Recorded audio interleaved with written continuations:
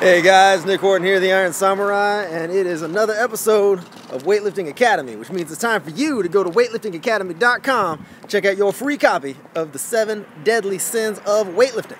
That's right, Jack. It's free for you at weightliftingacademy.com.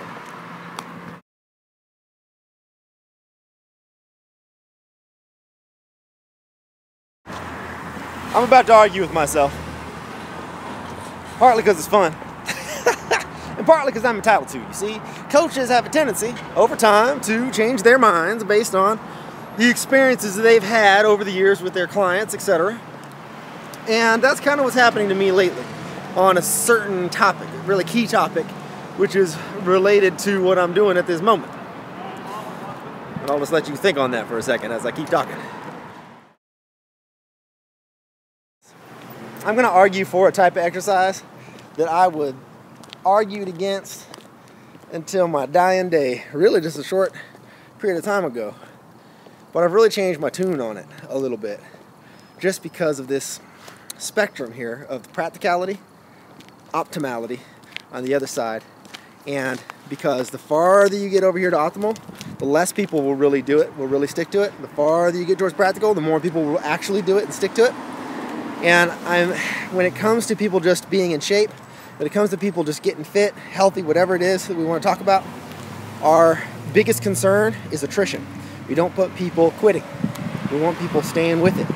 We want people staying the course, working the plan, all of that good stuff that people way over here in the athlete world, that's not really the concern anymore. We're not worried they're going to show up at the gym. We're not worried they're going to actually do what we tell them to do.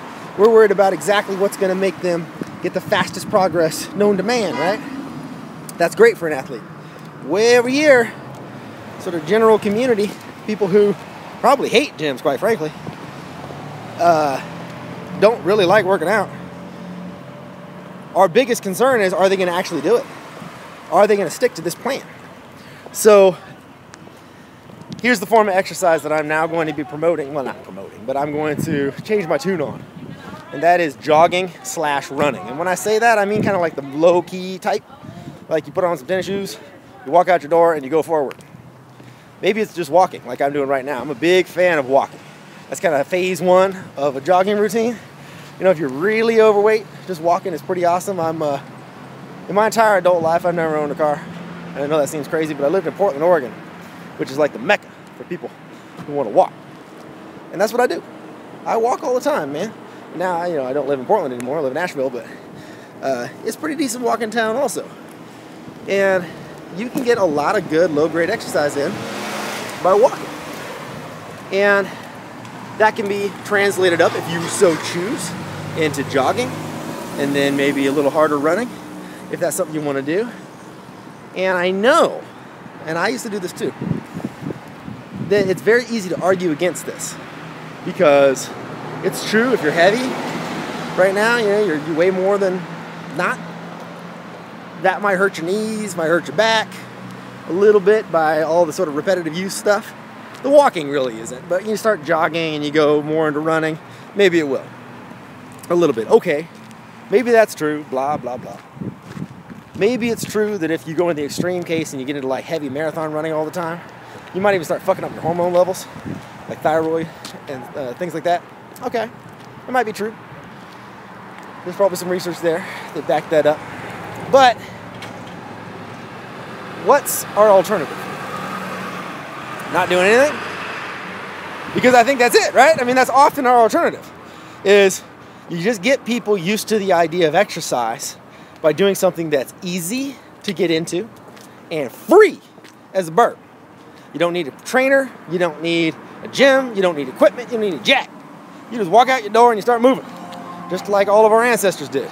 It's not that big a deal. I don't want to run. I hate running, but I do like walking. And I get it. I like walking. Some people like to move a little faster than I do. You know, I like the mosey pace because I can kind of strut. That's important. It goes with the sunglasses. But some people want to move a little faster than that. That's okay. You start jogging. Maybe start running. I'm okay with this. I didn't used to be, because I wanted to be optimal. I wanted to say, well, if you want to lose fat as fast as humanly possible, and you want to reduce injury rates as much as you possibly can, etc., etc., etc., I got a kick-ass routine for you, man. And I still try to encourage people to do some weight training, obviously, if I can, but I'm not going to get on you. If you just want to get out the door, start jogging, and have that be your primary form of exercise, I'm not going to argue with that. You're exercising. That's fantastic. You know, that's a big step. That's huge. And maybe I was a little too harsh in the past on people who do this kind of stuff. So I retract that. I'm not really against running as your first foray into exercise anymore. Even though I still don't think of it as like an optimal way to train necessarily if your primary goal is I want to get small. Like I want to get skinny, basically. And or I want to get athletic. And or I want to do some kind of sport. And or I want to increase my cardiovascular health or whatever. Like there's all kinds of ways that you could do this that are probably more optimal than just going out and jogging or running 5Ks or running marathons or whatever it is that your crazy goal is that's related to just this simple walking that I'm doing right now, right? It's just, there's a continuum here. You walk and you go a little faster, you go a little faster, next thing you know you're running. You go a little faster, you're sprinting. It's all part of the same family, right, of exercise. And I really can't argue against it anymore. I just can't. I'm having a hard time with that because of this practicality issue. I'm so worried about attrition. That's my biggest concern, is I want you to stay with it, stay with it, stay with it. And if we can get you to first start walking and then start jogging, and if that's the thing you're gonna do, that's awesome. That's rock solid. That is awesome. I wanna make a point here, and this is important in case you or the friend you're trying to talk to about this kind of thing gets into this cycle. I'm really concerned about the cycle of, I don't know what to call it, maybe the cycle of calorie burning. Like they believe the point of their exercise is to burn calories. And that's how they're gonna lose weight. That's a huge mistake. We don't want to. The truth is that when it comes to weight loss, that's primarily diet, almost exclusively diet, quite frankly.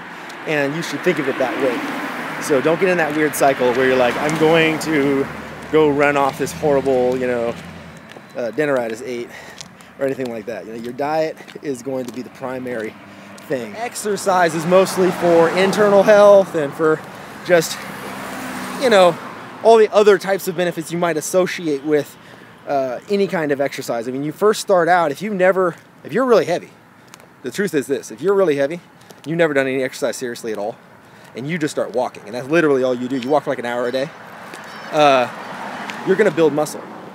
You're gonna get stronger. So that's part of the reason why you would exercise, right? So you have internal health things, but you also have just, you know, you wanna build muscle and get better bone mass and all that. That's not gonna last forever. You're gonna have to up it at some point in order to continue to get muscle building results, but you're certainly going to get that for a little while, and that's fantastic. I'm all for it. My only point is this is a rambling, ridiculous walk. It's a rambling, ridiculous conversation I'm having with you right now about something so simple, and it is simple. It's free. There's no equipment involved, nothing. You just get on your 2 feet and you start moving forward, and you see where they take you. I have no idea where I am right now, by the way. I've just been randomly walking around the neighborhood. And that's cool, right? I mean, you get to see new stuff.